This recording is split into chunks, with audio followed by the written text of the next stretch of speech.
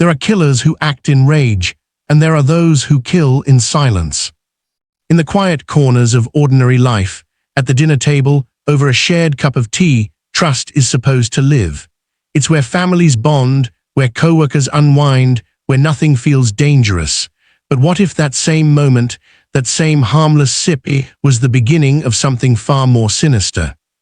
This is the story of Graham Young, a man who didn't need a weapon, didn't need to chase his victims, and never raised suspicion in the way most killers do. Instead, he relied on something far more terrifying: patience, precision, and poison. From a disturbingly young age, Graham wasn't just curious about chemicals, he was obsessed. While other children played outside, he immersed himself in books about death, toxins, and the invisible ways a human body could be destroyed from within. To him, poison wasn't just a subject, it was a fascination that slowly turned into something darker. What made him truly dangerous wasn't just his knowledge, it was his ability to hide in plain sight. He was polite, intelligent, and unassuming. The kind of person you would never suspect. The kind of person you might sit next to, share a drink with, or even trust with your life. And that's exactly what his victims did. Using deadly substances like thallium and antimony, Graham turned everyday routines into deadly rituals. A cup of tea, a meal shared at home, a simple act of kindness. All of it became part of a carefully crafted plan, one that left people sick, suffering, and in some cases, dead. But perhaps the most chilling part of this story isn't how it began. It's how it continued. Because even after being caught, even after being placed in a psychiatric hospital, Graham Young didn't change. He didn't stop. If anything, he became more dangerous, studying, learning, and preparing for what would come next. When he was finally released, society believed he had been cured. They were wrong. And by the time the truth came back to the surface, it was already too late. When Graham Young walked out of the psychiatric hospital, he didn't look like a man capable of harm. There were no warning signs, no outbursts, no visible cracks in his behavior. To the outside world, he appeared calm, composed, even reformed. Doctors believed he had improved. Authorities were convinced he was safe enough to return to society. After years of confinement, study, and observation, the conclusion had been made: Graham Young was no longer a threat. But what no one realized was that Graham had never stopped being one. From the moment he stepped back into the world, something inside him reawakened. Not anger, not revenge, but a quiet, controlled hunger, an obsession that had been carefully nurtured during his time away. Inside those hospital walls, Graham hadn't simply been treated. He had learned, he had studied, he had refined his understanding of poisons, their effects, and most importantly, how to use them without being caught. To Graham, this wasn't madness. It was mastery. He found work at a factory in Hertfordshire, blending into the routine of ordinary life with unsettling ease. He was punctual, polite, and hardworking, the kind of employee any manager would appreciate. His co-workers saw nothing unusual about him. In fact, some even liked him. He was intelligent, soft-spoken, and always willing to help. But beneath that calm exterior, something far more sinister was taking shape. Graham observed everything. He paid attention to habits, routines, and small details others would ignore. Who drank tea at what time, who left their cup unattended, who trusted him enough to accept a drink without hesitation. These weren't just observations, they were opportunities. And slowly, carefully, he began. It started subtly. A small amount, almost nothing, just enough to test the reaction, just enough to watch. Using toxic substances like antimony, Graham began introducing poison into the drinks of his co-workers. The effects were not immediate. That was the brilliance of it. Symptoms appeared gradually: headaches, nausea, fatigue. At first, no one suspected anything unusual. People thought they were coming down with the flu or perhaps reacting to something they ate. But Graham knew better. He watched them closely, noting every symptom, every complaint. To him, this wasn't cruelty, it was data. Each reaction told him something. Each moment of suffering brought him closer to perfecting his method. And as his confidence grew, so did the dosage. The illnesses became more severe. Coworkers began missing days of work. Some were hospitalized. Doctors were confused. Tests came back inconclusive. There was no clear cause, no pattern that could easily be traced. Except there was a pattern. It just wasn't one anyone was looking for. In the break room, conversations shifted. People whispered about the strange wave of sickness moving through the factory. Some blamed the food. Others suspected poor hygiene or contamination. But no one, not a single person, considered the quiet man standing among them, watching, listening, waiting. Graham wasn't just poisoning people. He was studying them. He took notes mentally, recalling how each individual reacted. Some grew weak quickly, others held on longer. The differences fascinated him. It wasn't enough to simply cause harm. He wanted to understand it, to control it. And then he escalated. This time he turned to something even more dangerous: thallium. Unlike antimony, thallium was far more insidious.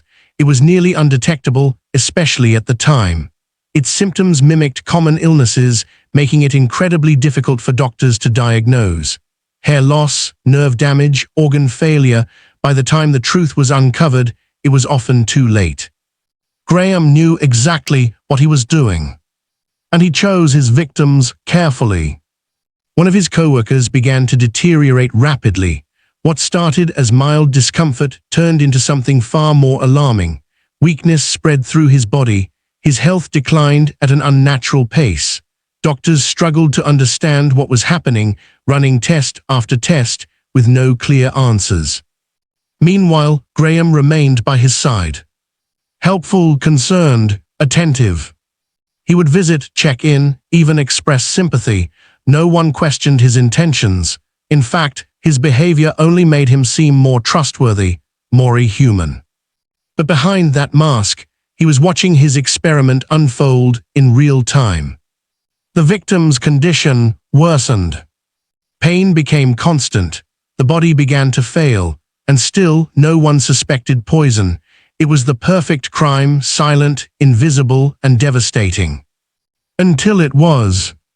As more people fell ill, the pattern became harder to ignore. Too many cases, too many similarities. The factory, once a place of routine and normalcy, had become something else entirely, a place where sickness lingered, where fear slowly crept in. Questions began to surface. What was causing this? Why were so many people getting sick? And most importantly, was it just a coincidence? For Graham, the stakes were rising. But instead of stopping, he pushed further. Because for him, this was never about necessity. It was about control. And control is a dangerous thing to lose. Unbeknownst to him, the truth was getting closer. The invisible line he had carefully walked for so long was beginning to crack. Small details, overlooked at first, were starting to connect. And soon, someone would start looking in the right direction.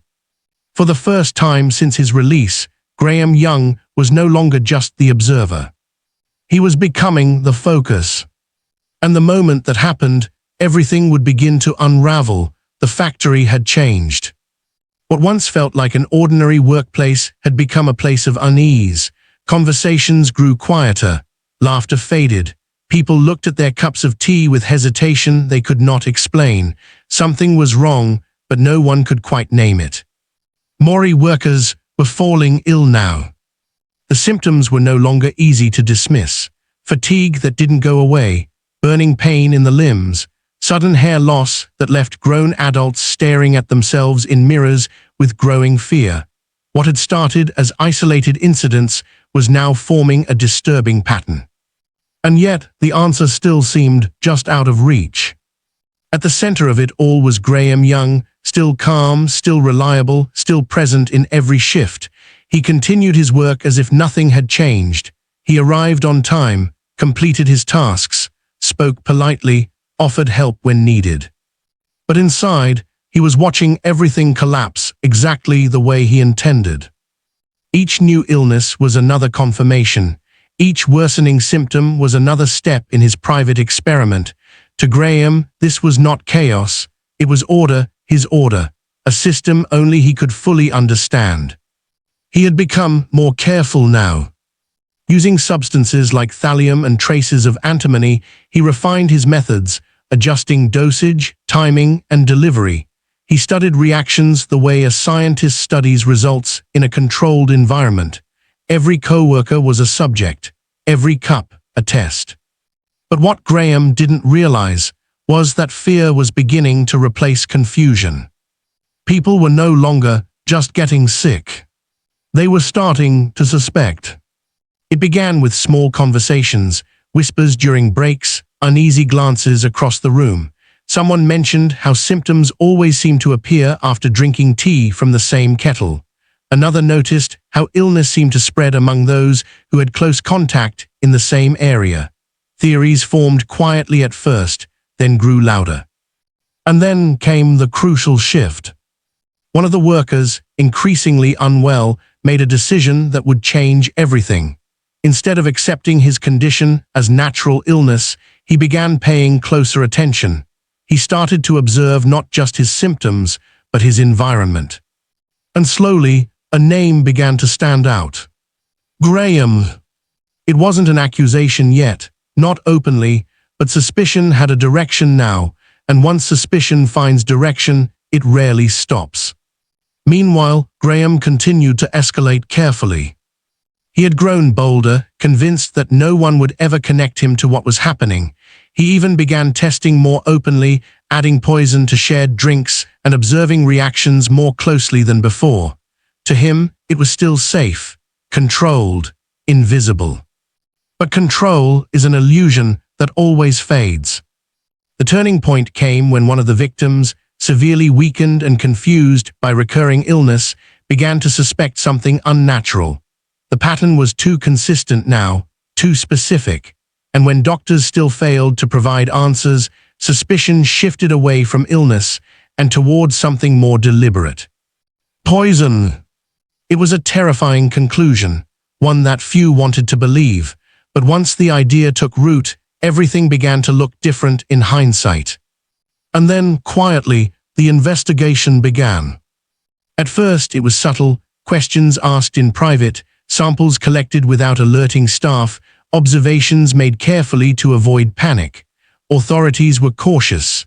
There was no immediate proof, only growing concern that something unnatural was happening inside the factory. Graham, however, remained unaware that the net was closing. He continued his routine, confident in his invisibility. Even as coworkers grew distant, even as trust eroded, he believed he was still in control. He interpreted their fear as confusion, not suspicion. But small details began to surface. Doctors reported unusual toxins in patient systems, not the kind easily explained by contamination or environmental exposure, something more deliberate, something artificial. The possibility of poisoning was no longer theoretical, it was becoming evidence-based. And that evidence was leading somewhere specific. Back to the workplace. Back to the shared space, the shared food, the shared drinks. And back to Graham. The moment of collapse came quietly. Investigators began focusing on individuals with consistent proximity to the victims. One name appeared repeatedly in statements. One person was always present, always nearby, always unaffected. Graham Young. A closer examination of his belongings changed everything. Hidden among his possessions were substances consistent with poisoning agents, chemical residues, unexplained materials, evidence that could not be dismissed as coincidence. The careful structure he had built began to fracture under scrutiny. And for the first time, Graham was no longer the observer.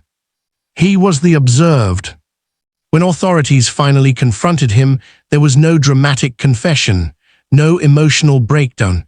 Instead, there was calm denial, detachment, a refusal to acknowledge wrongdoing in the way others expected. But the evidence spoke louder than words. The investigation revealed a disturbing truth. This was not an isolated incident. It was part of a pattern, a continuation of behavior that had begun long before the factory, a cycle that had never truly stopped. And now it had finally been interrupted. The arrest of Graham Young marked the end of his quiet reign inside the factory, but it also raised a far more unsettling question: how many had suffered before anyone noticed? And more importantly, what happens when someone like him has already learned everything he needs to know? Because even as the door closed behind him once again, there was one final realization waiting in the silence. He had already done it before. And this time, he had done it better. The silence after the arrest was heavier than anyone expected. Inside the factory, life tried to return to normal, but nothing felt normal anymore. The kettle still boiled. The shifts still started on time. The machines still ran. Yet every cup of tea, every shared meal, every casual interaction now carried a shadow that could not be ignored. Because the man who had quietly poisoned their lives was gone, but the questions he left behind were not. Graham Young had been removed from the environment he had turned into his private laboratory. But in doing so, investigators uncovered something far more disturbing than a single workplace poisoning case. They uncovered a pattern, a history, a mind that had been shaped long before the factory ever existed. Authorities began digging deeper into his past, retracing the earliest signs of his obsession. What they found painted a chilling picture. Graham's fascination with toxic substances had not begun in adulthood, nor even in his teenage years. It had started far earlier, rooted in curiosity that never softened into something harmless, but instead hardened into fixation. Even during his earlier institutionalization, Graham had not been idle. While others believed he was being treated, he was learning. While doctors saw a patient, he was quietly absorbing chemical knowledge, studying reactions, documenting effects in his mind with clinical detachment. Confinement had not weakened his obsession, it had refined it. That realization changed everything. Because it meant his release had not been a cure. It had been a continuation. Inside the prison system and psychiatric facilities, experts revisited his records with growing alarm. Notes that once seemed like progress now read differently, less like recovery and more like preparation. Every calm response, every controlled behavior, every intellectual engagement with chemistry, it all pointed in one direction. He had not stopped. He had evolved. The most unsettling discovery, however, was not just what he had done, but how easily he had done it. There were no dramatic methods, no elaborate planning visible on the surface, just everyday access, routine interactions, and complete trust from those around him. That was what made him dangerous. Not force, not violence, but invisibility. The victims had not been targeted in isolation. They were simply part of his environment, part of his observation field, part of his experiment. And that experiment, investigators concluded, had been running far longer than anyone realized. As evidence mounted, the severity of his actions could no longer be minimized.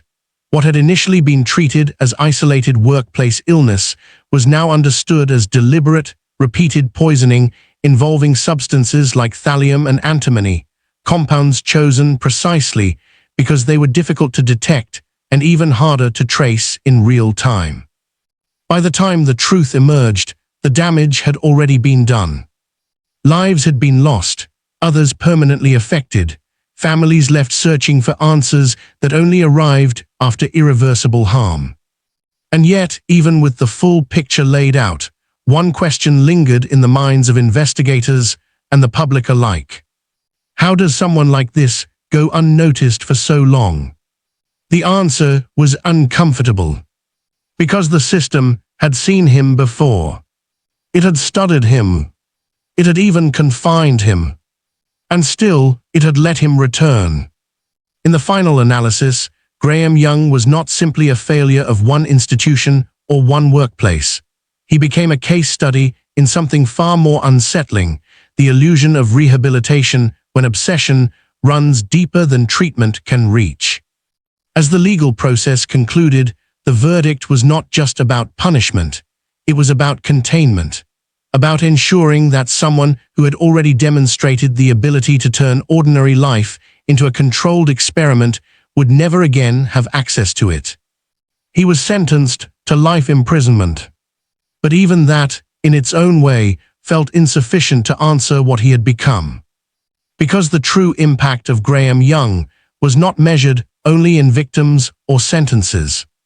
It was measured in trust. The trust that poisoning could happen anywhere. In any home. In any workplace. In any cup of tea left unattended. And once that trust is broken, it does not return easily. In the end, Graham Young did not just poison people. He poisoned certainty itself. And that is what made his story endure far beyond the walls that finally contained him.